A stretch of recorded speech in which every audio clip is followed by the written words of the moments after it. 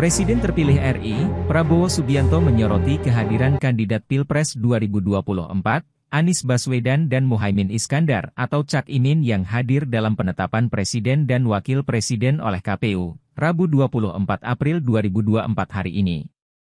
Saat itu, Prabowo pun mengaku tahu perasaan Anies Cak Imin yang kalah di Pilpres 2024.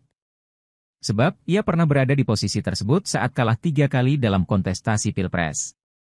Mas Anies, Mas Muhaimin, saya pernah ada di posisi Anda. Saya tahu senyuman Anda berat sekali, ucap Prabowo dalam sambutannya. Ketua Umum Partai Gerindra itu menyatakan pertandingan Pilpres sudah selesai.